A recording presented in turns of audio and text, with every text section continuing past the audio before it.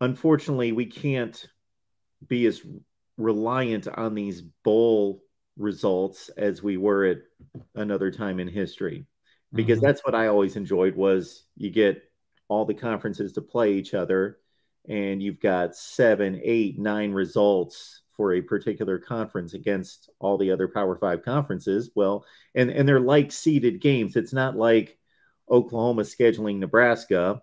You don't know how good Nebraska is going to be 5 or 7 years from now. Then they show up, and especially in 2021, Oklahoma is the best team in the Big 12 or close to it, and Nebraska is not that. And so it's difficult to judge. It's not a fair or like seeded game, but in the bowl games, you get like seeded games.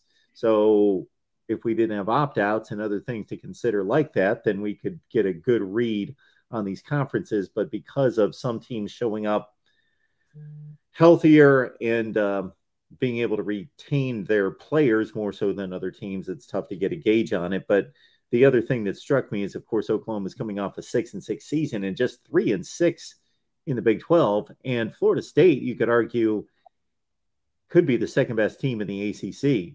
So they're certainly playing up in seedings against an ACC opponent. Yeah, you're right, Mark. And I think to your point, I think Florida State, especially down the stretch, was I would agree with you, probably the second best team. North Carolina kind of limped into the ACC championship game, weren't playing real well at that time. Had lost, I believe, the last two games heading into the ACC championship game.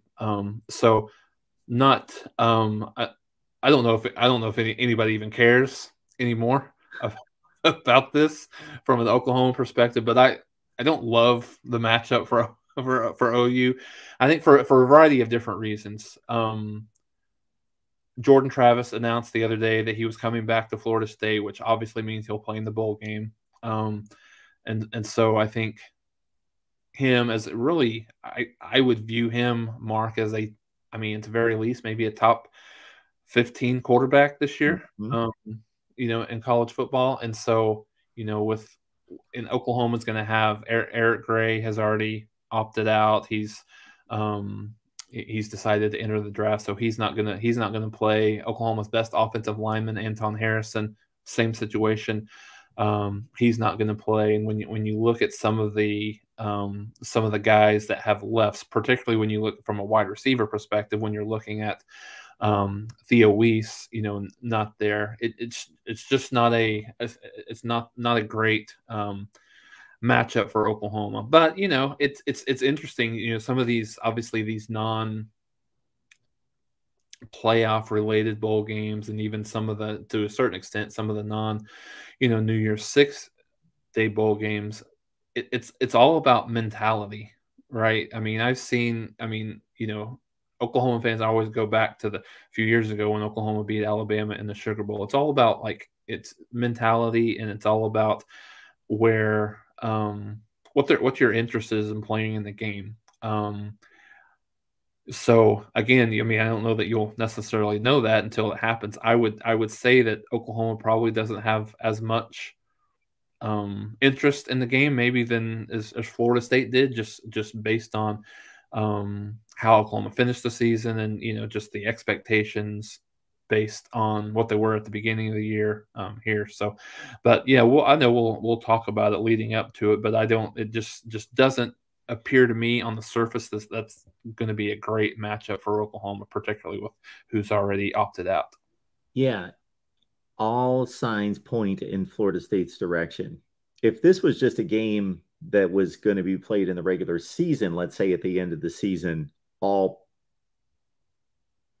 indicators would point in Florida State's direction. They're just playing better, they have a better team, and all of those things. And then on top of that, when you separate it for a month from the rest of the regular season and you have all this um, personnel decisions to be made with both teams, but Florida State seems to be headed in a certain direction where they were 5-7 last year.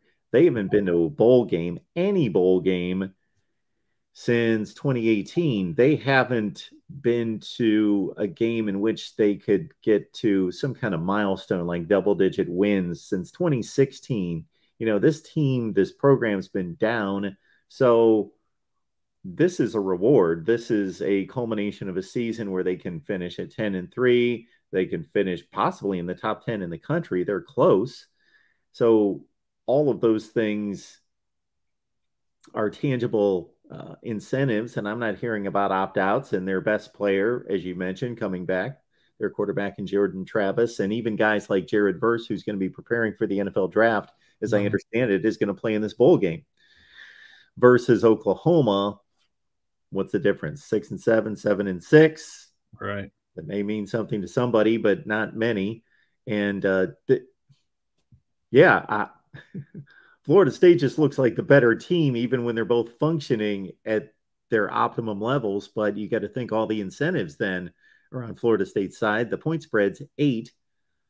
I don't know that I wouldn't jump on that, but that's where we stand right now. And unfortunately, these bowl games have been diminished. We used to have the conversation, let's say 10 years ago, to your point about the Sugar Bowl between Alabama and Oklahoma, where it was more about, well, everybody's playing, just who cares, who's invested, who's working hard, who's focused. It was more of an intangible trying to guess. Well, that's still in play, but now it's all they got 6 players out and they got 8 players out. And we've just had to deal with that in the last 5 years or so.